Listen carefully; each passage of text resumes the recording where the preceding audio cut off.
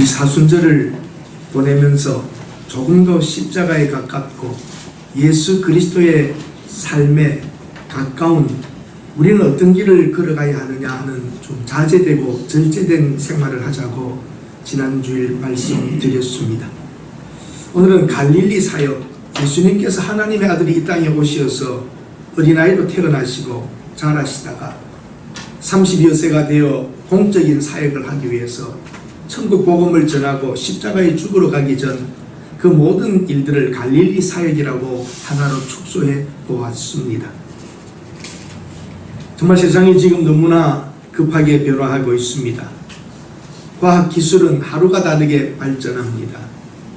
우리의 처해 있는 상황, 대한민국도 남과 북의 문제가, 그리고 북과 미국의 문제가 예측할 수 없는 방향으로 흘러가고 있습니다. 조금 더 두고 보아야 할 부분이 있지만 긍정적으로 보는 분들이 더 많은 것 같습니다. 미국의 영화계 헐리우드에서 시작된 미투 운동도 우리나라에서 더 확산되고 있는 것 같습니다. 유명인, 무명인을 막론하고 요즘 밤에 잠을 제대로 못 잘 남자들이 많을 것 같습니다. 레밍 현상이라는 게 있습니다. 레밍 현상. 그건 뭐냐면 들쥐 같은 것들이 떼를 지어 수십만 수백만이 몰려다니고 곡식 창고로 들판으로 가서 막 힘들게 합니다. 그러다가 강물에 한꺼번에 다 뛰어들어 죽기도 합니다. 그것을 다 보면 결국은 쥐들이 그러는 것은 먹을 것이 없어서 그런 게 아니랍니다. 그 미물들도 스트레스와 불안과 두려움에 대한 어떤 상황 안에서 그렇게 떼를 지어 다닌다고 합니다. 우리의 지금 사회가 지금 그런 것 같습니다. 위기와 불안함, 도덕적 타락, 극단 이기주의, 거짓과 불법, 수많은 어려움 속에서 살아가고 있는 현대인들이 지금 마음의 병이 있어 뭔가 하나 쏠리면 그냥 흘러가 버리고 마는 것 같습니다. 가정이 파괴되고 한 가정이 무너질 뿐만 아니라 속해 있는 단체들도 어려움을 함께 겪고 있습니다. 요즘은 보면 사는 게 무서운 게 아니라 죽는 게 무서운 게 아니라 사는다는 것 자체가 무섭습니다. 가해자가 오직하였으면 자살하겠습니까마는 자살해버리고 말면 남은 가족들은 어떻게 합니까?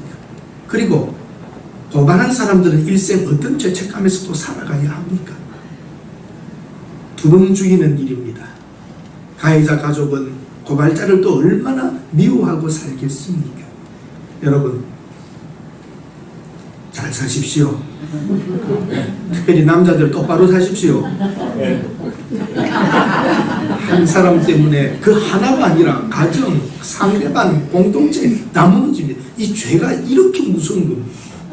아담 하나의 죄가 전 인류에게 전가되고 넘어가고 살아가는 이 현실을 보면 죄가 얼마나 무서운지.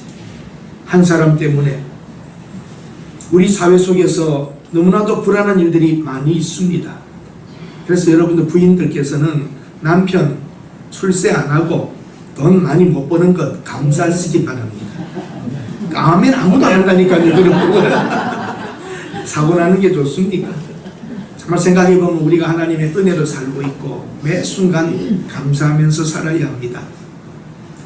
다시 한번 바르게 살고 진실하게 살아야 된다고 하는 이런 경고를 받습니다. 그러면서도 한편 제 마음이 좀 무거웠습니다. 이렇게 많은 교회가 있는데 교회는 뭐 하고 있나 하는 이런 나에 대한 자책감 같은 것이 오기도 했습니다. 어떤 속담에 이런 것이 있습니다. 하루를 행복하게 살려면 이발을 하고 1년을 행복하려면 집을 짓고 일생을 행복하려면 정직하게 살아라 그랬습니다. 여러분들, 우리는 영원토록 영원하게 행복하고 기쁘게 살려면 갈릴리 사역과 같이 예수님께서 하셨던 일들을 우리도 하고 살면 됩니다. 어떤 모양에서든지 어떤 처지에서든지 예수 그리스도의 제자로 살아가는 것이 영원토록 행복하고 기쁘게 살 수 있는 길임을 아시기를 바랍니다. 영이신 하나님의 아들이 사람의 몸을 입고 이 땅에 오신 것은 상상할 수 없는 사건입니다.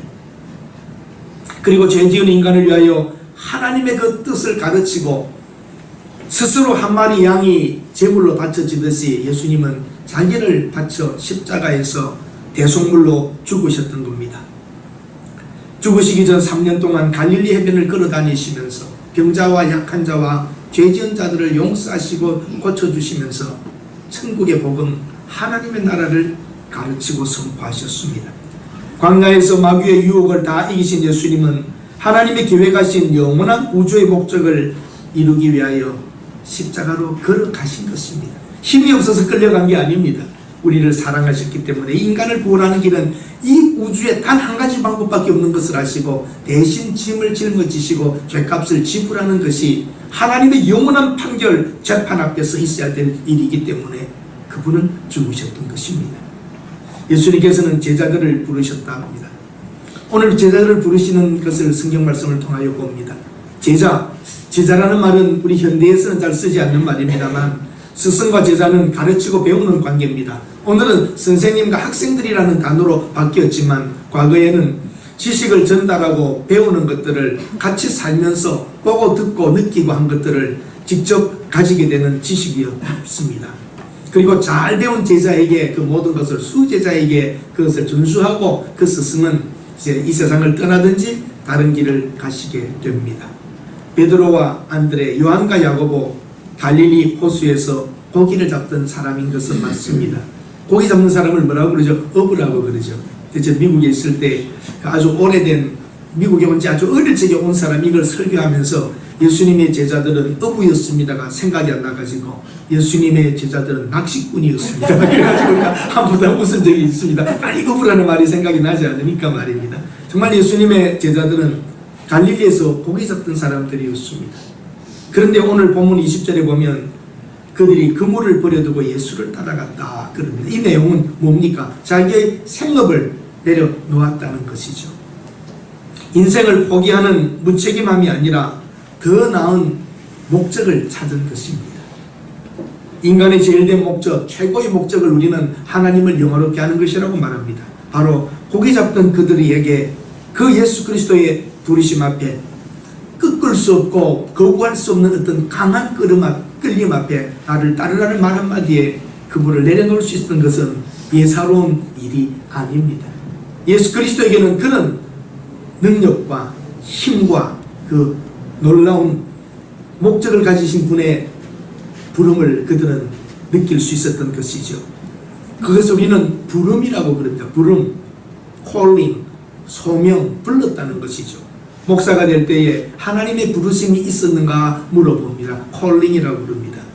그런데 여러분, 콜링은 우리 개혁주의의 신앙에 있어서의 콜링은 목사만이 아닙니다. 우리 모두가 다 하나님의 부름을 받아서 내 직업이 있고 내 하는 일들이 있는 것도 거룩하신 하나님이 이 땅에 살아가는 동안 그 사람들에게 주신 하나의 부름으로 봅니다. 거기서 여러분 충실하십시오. 자, 여러분에게 주신 재능과 사업과 그 직업들을 소중하게 여기는 것이 우리 개혁주의의 부르심에 들어 있습니다.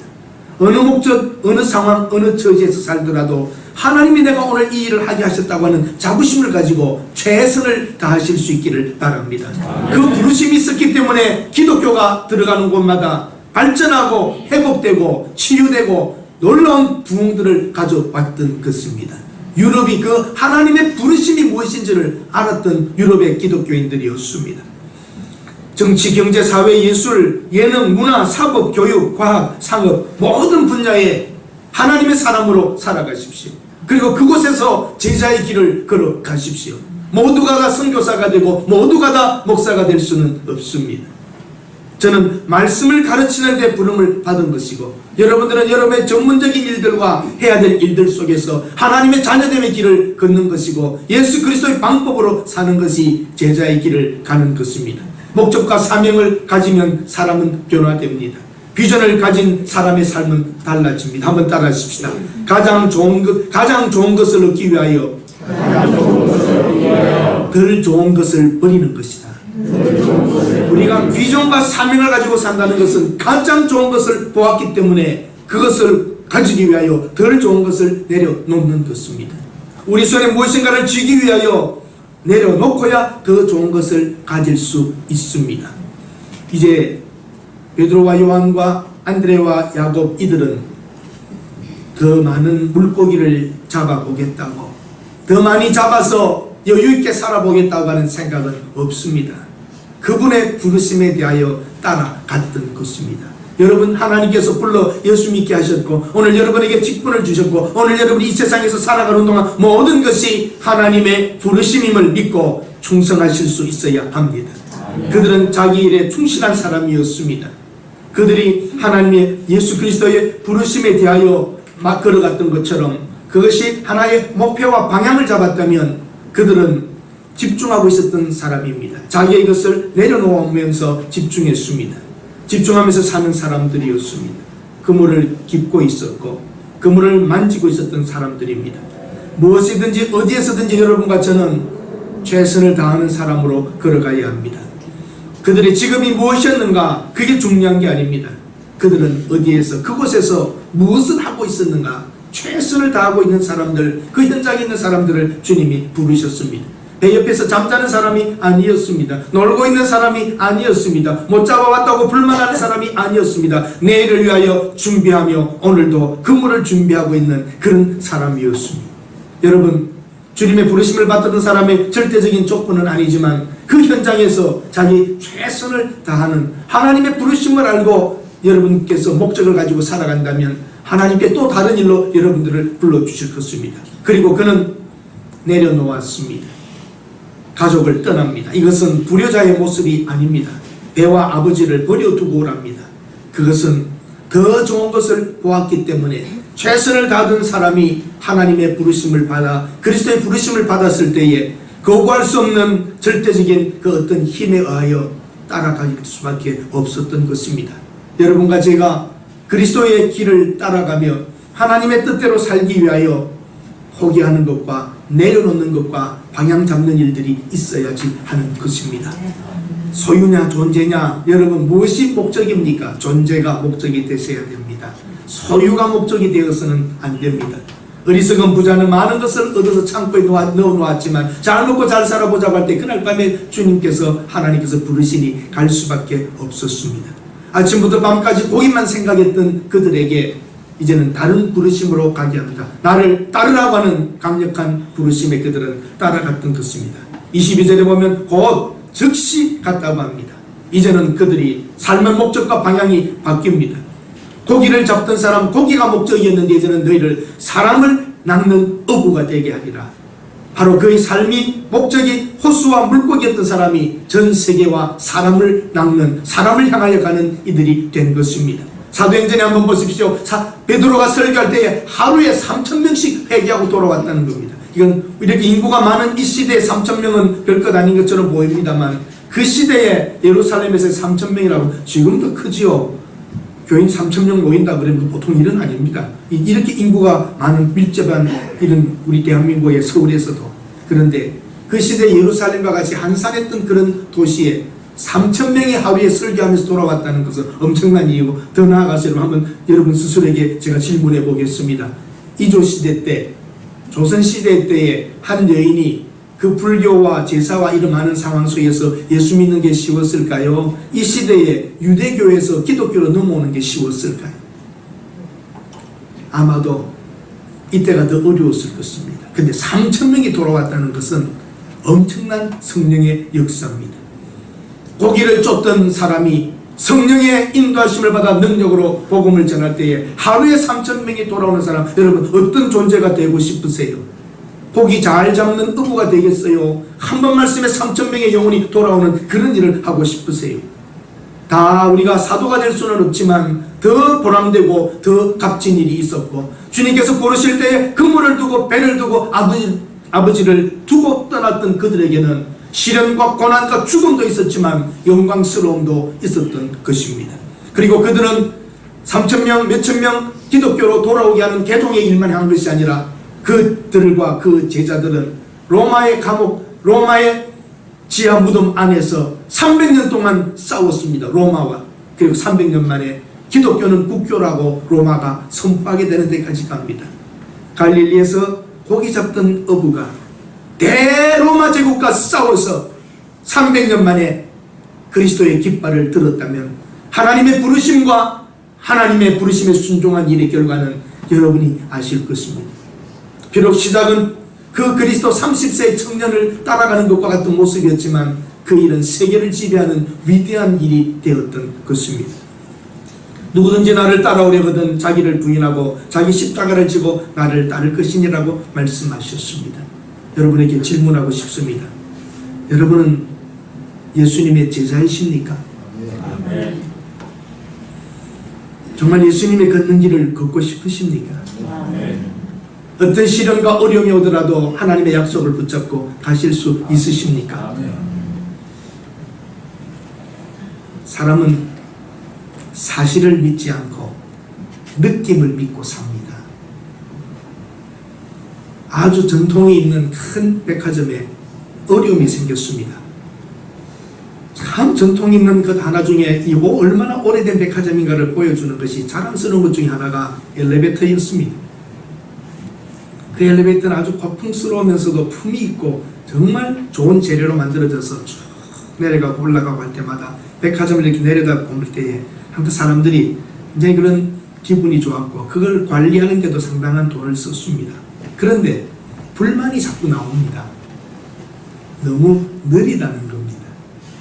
속도가 느리게 올라가고 느리게 내려간다는 것이에요. 그래서 현대식으로 교체해버리면 쉽긴 쉬운데 그 디자인을 그대로 유지하면서 한 면을 지금까지 전통으로 알아왔는데 이걸 모양 디자인을 그대로 가지면서 빨리 만들고 한다는 것이 사실 상당히 쉬운 일은 아니었습니다.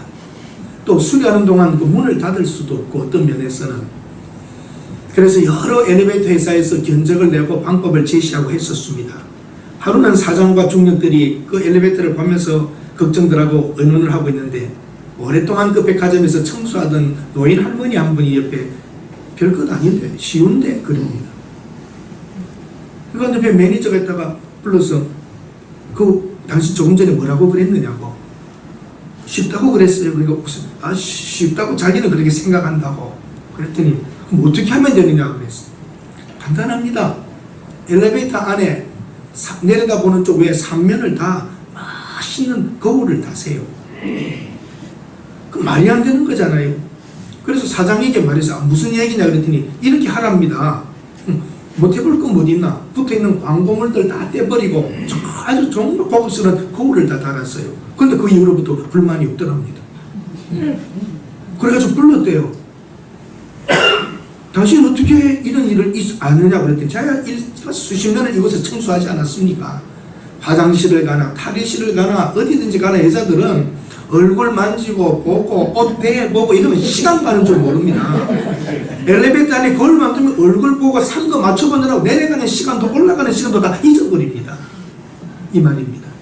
팩트가 아니라 느낌입니다. 과연 여러분들에게 묻고 싶습니다. 여러분은 정말 하나님을 사랑하고 신앙생활을 잘 하고 있다고 느끼시고 사세요? 나는 내 믿음은 확실하다고 느끼세요? 느낌은 사실과 다릅니다. 한 사람의 믿음을 완전하게 볼 수 있는 것은 아니지만 그 사람의 믿음과 신앙에는 열매가 따라와야 되고 어느 정도는 그 사람의 신앙과 믿음이 살다 보면 보입니다. 내가 잘 믿는다고 느낌 가지고 살지 마십시오. 아닐 수 있습니다. 내가 정말 잘 믿고 있는 이 사실이 중요하고 열매가 필요한 것입니다. 그걸 보고야 믿음을 알 수 있습니다. 살구나무인지 배나무인지 사과나무인지 얼른 보면 잘 모릅니다. 꽃이 폈을 때도 어떤 꽃은 백꽃과 사과꽃을 어떻게 다 구별할 수 있겠습니까? 열매가 맺어지는 걸 보면 무슨 나무였는지 알게 됩니다. 예수님의 제자로 부름을 받았다면 여러분과 저는 오늘 갈릴리에 사역을 합시다. 부른 즉 놓고 방향을 잡아 따라갔던 것처럼 그리고 예수님이 무엇을 하셨는가를 보면 세 가지입니다. 말씀을 가르치고 복음을 전파하고 병자를 고쳤습니다. 간단합니다. 말씀을 가르쳤습니다. 해석해주고 복음을 선포하고 그리고는 고쳐주었습니다. 모든 앓는 자, 각종 병에 걸린 자, 귀신 들린 자, 간질을 하는 자, 중풍병자들을 고쳐주었습니다. 그러면 여러분, 예수님께서는 이 일을 위하여 오신 것은 아니지만 이렇게 함으로 그가 누구인지를 알았습니다. 그가 누구인가? 어떻게 이렇게 병을 고치는가? 그가 메시아인 것을 보여주는 방법 중에 하나가 병을 고치고 고통을 해결해 주는 것이었습니다. 우리 교회가 있기 때문에 교회 안에서 해결이 되고 치유가 되고 변화되는 일들이 교회 안에 있어야 되지요. 어떻게 꼭같이 그렇게 살아가겠습니까? 여러분 삶을 변화를 향하여 결심을 하고 바꾸십시오. 말 한마디라도 하는 방법을 바꾸고 행동 하나를 하는 것이라도 바꾸고 생각하는 방법도 바꾸어서 여러분을 보면 그리스도의 향기가 나고 참 예수 믿는 사람의 다름을 보여주실 수 있어야 합니다. 그 변화 없이 발전도 없이 그리스도의 향기나는 삶도 없이 예수님 닮는 마음도 없고 생각도 없고 행동도 없는데 우리가 잘 믿는다고 생각한다면 느낌일 뿐입니다.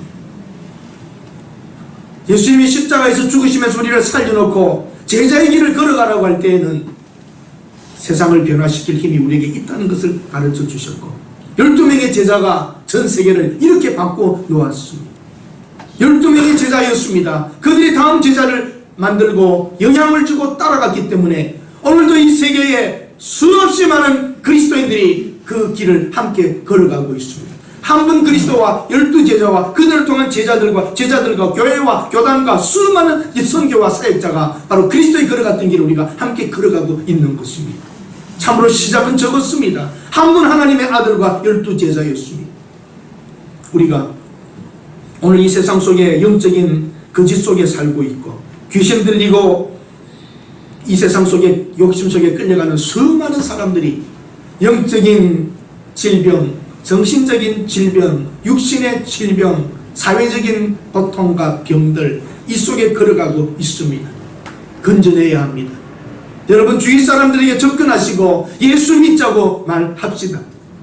여러분 자녀와 우리 주위 사람들에게도 살 길이 예수밖에 없다고, 우리가 피조물이라면 창조주 하나님 앞에 피조물들이 돌아오는 길밖에 없다고 당당하게 자신있게 말씀하십시다. 아멘. 믿고 믿지 않고는 그 사람의 결정일 것입니다. 우리는 전할 뿐입니다. 하나님께서 그를 변화시키며 돌아오게 하는 것은 하나님의 하실 목이기 때문입니다. 예수님의 12제자가 전 세계가 이렇게 될 것이라고 하는 그런 꿈을 본 것이 아닙니다. 땅 끝까지 복음을 전하라고 하는 명령 하나였고 그들이 간 곳은 동네 벗어나고 지역 벗어난 것 외에 더 멀리 크게 가지는 못했습니다. 사도 요한은 마리아를 모시고 돌아다니느라고 멀리 다른 나라를 국경을 넘어온 적이 있지만 대부분의 제자들은 그 한 지역을 벗어나지 못했지만 전 세계에 기독교를 세우고 예수 그리스도를 전파하는 엄청난 일을 이룬 것입니다.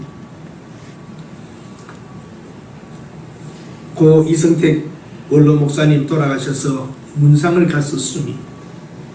거기에 한 장로님과 제가 한 30여 분 이야기를 했습니다. 그분이 고민을 또 생각을 말씀하시며 저와 이렇게 생각을 맞춰가는 과정에 있었습니다. 그분이 하시는 말씀이 그 전에 말입니다. 우리 중고등부 아이들을 신앙생활 할 때 보면 정말 강하게 주일날 오면 교회에서 하루 종일 봉사하고 열심히 주위에 일들이 있으면 뭐 하고 그래도 그때 보면 그 자녀들이 그 학생들이 다 좋은 대학 갔고 훌륭한 사람이 되었다고, 대학교 입학 이런 것 때문에 그냥 고3이 되면은 교회 안 나와도 괜찮고 목사들 장로들도 그냥 얼굴만 비쳤다 돌아가고 이렇게 했더니 오히려 더 잘된 것이 없는 것 같다고 그렇게 말씀을 하세요.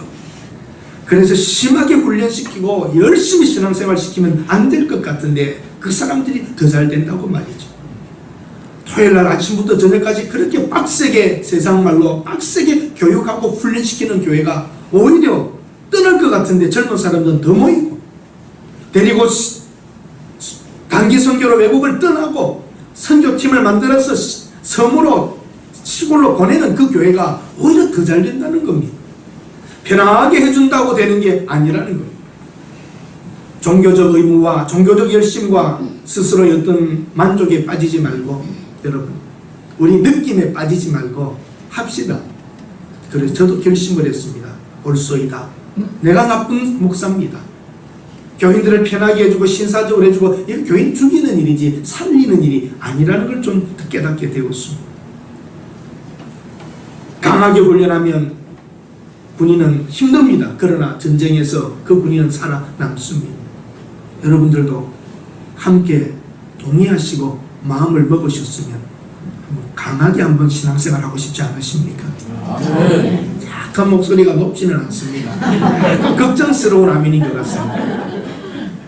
제자 훈련을 많이 하는 어떤 교회들은 60세 되면 사실 55세만 돼도 그 코스에 못 들어오게 합니다. 따라갈 것도 잘 안 되고 또 효과도 없고 그래서 잘 안 받습니다만 저는 어차피 그 선택이 없습니다.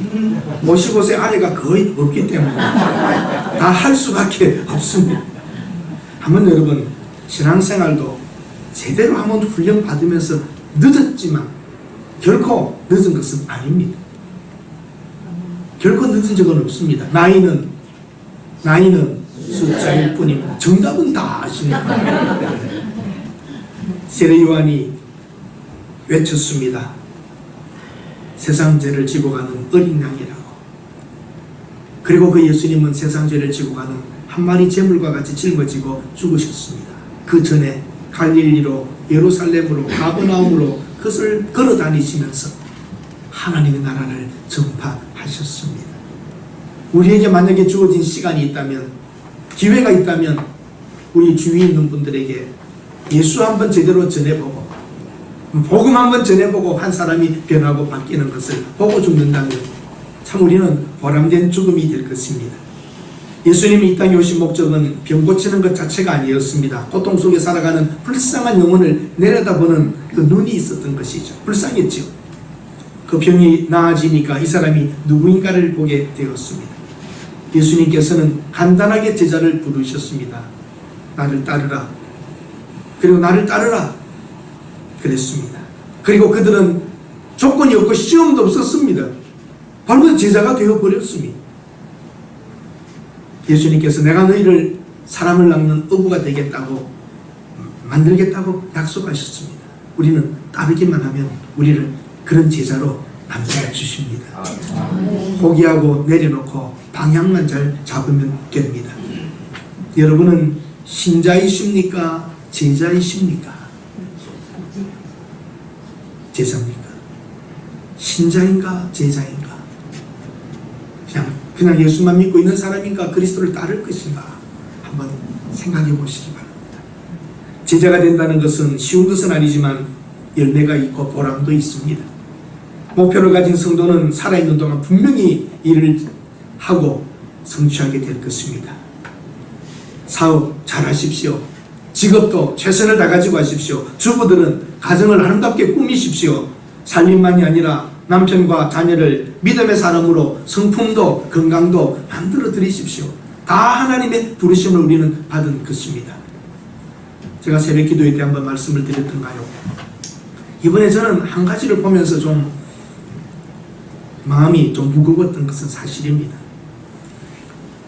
정의용 청와대 안보실장이 수석으로 대북 특사로 갔습니다. 그런데 국정상황실장이라고 하는 윤건영 씨를 이렇게 보게 되었는데 가방을 하나 꼭 들고 있어요. 다른 분들은 아무것도 없는데. 그러니까 제 머릿속에 스쳐 지나간 게 제가 맞을 수도 있고 틀릴 수도 있습니다. 그런데 윤여정이 생각났습니다. 윤여정이 왔을 때 그 가방 하나 여자의 김여정 윤여정은 영화 배우죠. 이렇게 보내가 참 김여정이 왔을 때도 보면 여자로서 안 맞는 가방을 들고 다니는 걸 보셔요. 뭐 들어있습니까 그 안에? 뭐가 들어있길래 그걸 들고 다녀요? 김여정도 그 윤건영 씨도 뭐가 들어있어요? 대통령 친서가 들어있는.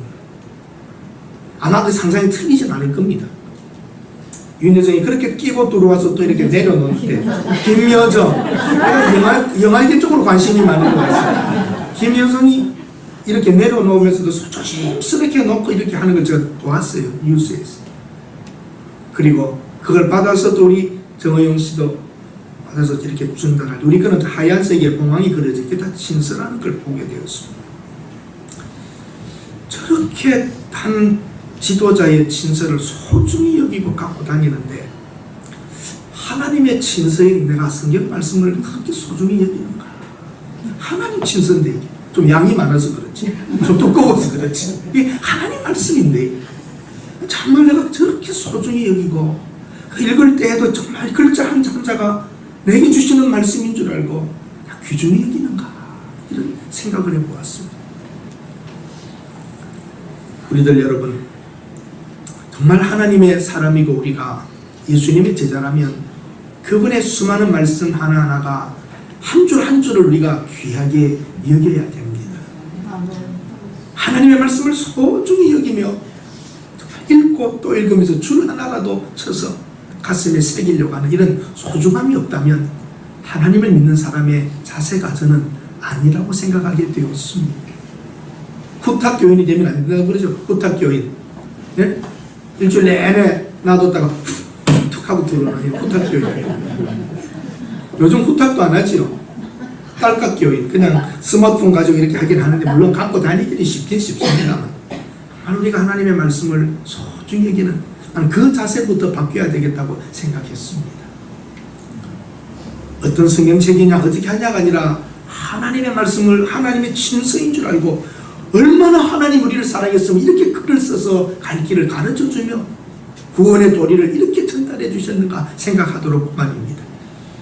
너무 우리는 안정된 삶을 찾고 있고 신앙생활도 편하기를 원합니다만 광야의 신앙을 가지고 사탄의 유혹을 물리친 다음 갈릴리 사역처럼 복음을 전파하는 성도들이 되셔야 합니다. 왜 우리는 전도를 하지 못하는가? 왜 우리는 제자의 길을 걷지 못하는가? 라는 거룩한 불만을 가집시다. 자책이라기보다는 거룩한 불만입니다. 강한 군인은 강한 훈련으로 만들어집니다. 우리 성도들도 다시 한번 갈릴리 사역에 대한 갈망이 회복되어야 합니다. 다니엘 12장 3절에 보면 지혜 있는 자는 궁창의 빛과 같이 빛날 것이요 많은 사람을 옳은 대로 돌아오게 한 자는 별과 같이 영원히 빛나리라는 기록이 있습니다. 다니엘서 12장 3절입니다. 오늘 여러분과 제 삶 속에 갈릴리 사역의 발자취가 남아야 합니다. 가르치고 전파하고 고쳐주는 예수님이 하셨던 일들처럼 우리들도 어느 곳에서나 마음에 병들고 상한 사람들을 위로하고 고쳐주고 만져주고 내 것을 주고 하는 그런 모습들 말입니다. 예수님께서 나를 따르라고 할 때에 두고 방향을 잡아 갔던 제자들처럼 우리 한번 주님의 부르심인 줄 알고 갈릴리 사역의 길을 함께 걸으실 분들은 아멘 하십시다. 좀 힘들어도 신앙생활 하십시다. 좀 제대로 해야 되지 않겠습니까? 편하게만이 아니라 편하게 해주는 것이 꼭 좋은 것은 아니라는 것을 제가 깨달았습니다. 먼저는 하나님의 친서를 제가 소중히 여겨야 되겠다는 마음 가지게 되었고, 두 번째는 교인들을 편하게 해주는 목사가 꼭 좋은 목사는 아니다. 이번에 한번 저도 여러분들과 함께 그 마음들을 가져보면서 작은 일부터 실행해 보려고 합니다. 3월 25일 고난주간이 시작되는 그 주일 오후부터 3월 25일부터 여러분 주보에 있습니다. 일주일 동안 우리 고난주간 새벽 기도를 합니다. 그리고 그 저녁에 25일 저녁부터 25일 오후 예배 때부터 월요일 밤, 화요일 밤, 수요일 밤, 주일 오후 이 4번에 걸쳐서 우리 영적 각성 집회를 해보려고 합니다. 4인 4색으로 날마다 다른 강사가 오실 겁니다. 여러분들 꼭 나오십시오. 그리고 어떻게 우리가 살아가야 할지를 한번 말씀을 통하여 변화받고 다시 한번 우리 새동도 교회가 새로운 교회로 제자의 발걸음을 한번 옮기겠다고 하면 훈련도 받고 좀 그렇게 해서 가면 됩니다. 이순신에게 나에게는 몇 척이 있었다고 그랬죠. 나에게는 배가 12척인가요? 우리에게는 아직도 많은 성도들이 있습니다. 여러분들이 훈련받고 한번 나가보고 한다면 우리를 통하여 이룰 하나님의 일이 있을 줄로 믿습니다. 한 번 더 사순절을 걸어가면서 사순절의 삶 속을 가면서 주님의 겪었던 고난과 아픔과 어려움들을 우리에게 담고 배와 그물을 두고 주님을 따라갔던 것처럼 우리가 무작정이라도 따라간다면, 계산하지 않고 따라간다면 그 발자취 뒤에는 3,000명이 돌아오는 역사가 있듯이 여러분 삶 뒤에 열매를 하나님께서 주실 줄로 믿습니다. 한번 우리에게도 사순절 기간을 통하여 광야의 신앙과 갈릴리의 사역의 발자취를 한번 만들어 보겠다는 결단이 있으시기를 바랍니다. 기도하겠습니다. 하나님, 부끄럽기도 하고 때로는 안타깝기도 합니다. 신앙생활 이렇게 오랫동안 집사와 장로와 권사와 목사로 해왔는데 과연 나는 제자인가 신자인가 이 대답을 분명히 하지 못한 채 왔습니다. 사순절을 살아가면서 예수 그리스도의 고난과 부활을 바라보면서 갈릴리의 사역과 같이 메마른 광야를 걸으며 병들고 힘들고 아파하는 사람들을 보듯 문제와 고통 속에 있는 영혼들을 볼 수 있는 주님의 눈을 가진 성도들이 되게 하옵소서. 그들을 고쳐주고 위로하며 상담자가 되어주고 인생의 방향을 잡아줄 수 있는 제자의 길을 걷게 하옵소서.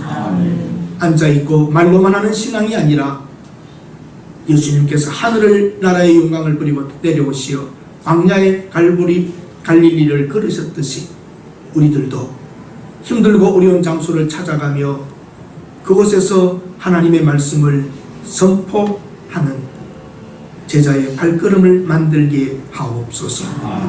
예수님의 이름으로 기도드립니다.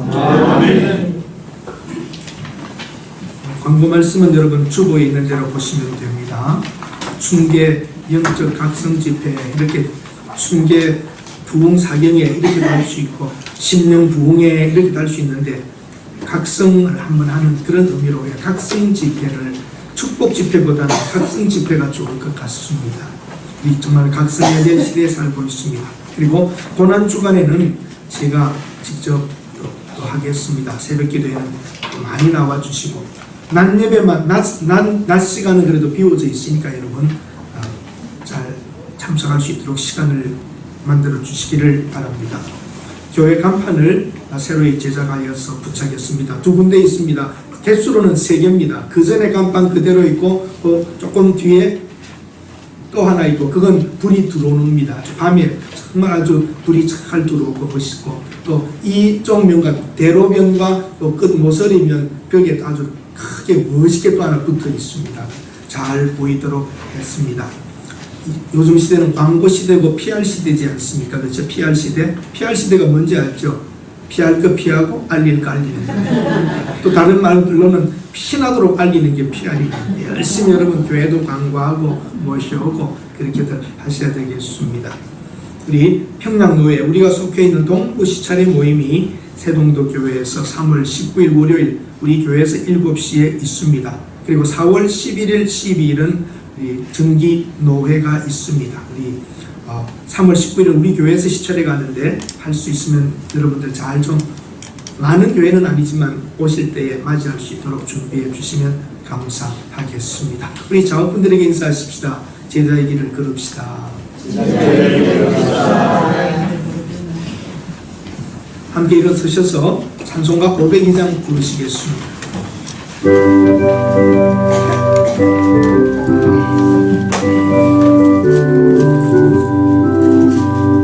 빛의 사자들이여 어서 가서 어둠을 물리치고 주의 진리 모르는 백성에게 복음의 빛 비춰라. 빛의 사자들이여 복음의 빛 비춰라. 죄로운 밤 밝게 비춰라. 빛의 사자들이여 선한 사역 위하여 힘을 내라. 주 함께 하시겠네. 주의 크신 사랑을 전파하며 복음의 빛 비춰라. 빛의 사자들이여 복음의 빛 비춰라. 죄로운 밤 밝게 비춰라. 빛의 사자들이여 주님 부탁하신 말 순종하여 이 진리 전파하라. 산을 넘고 물 건너 힘을 다해 복음의 빛 비춰라. 빛의 사자들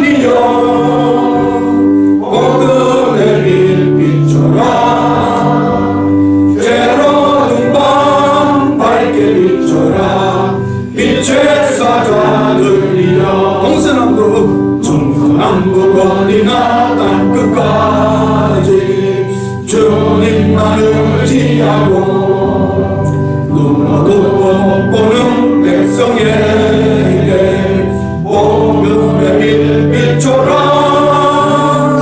빛의 사자들이여 복음의 빛 비춰라.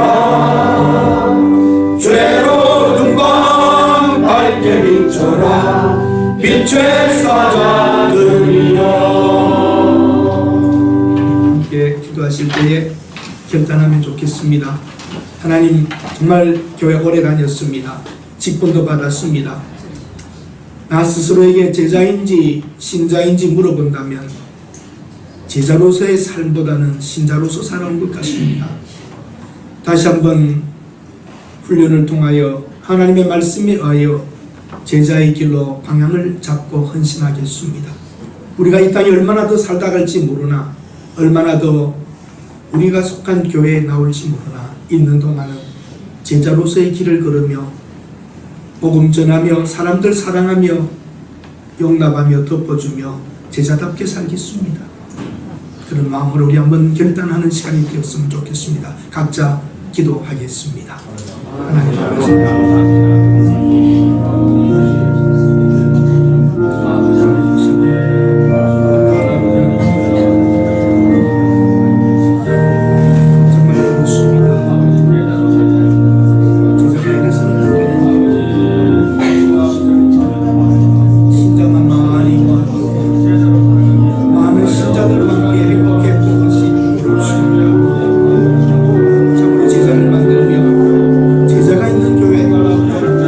사역이 있는 교회 되기를 원합니다. 하나님, 약한 자, 병든 자, 힘든 자들을 찾아가 위로해주며 만져주는 그런 교회가 되기를 원합니다. 주님 도우소서. 제자 되기 원합니다. 사방에 나가 땅끝까지 빛의 사자로, 빛의 제자로 살기를 원합니다. 빛의 제자들이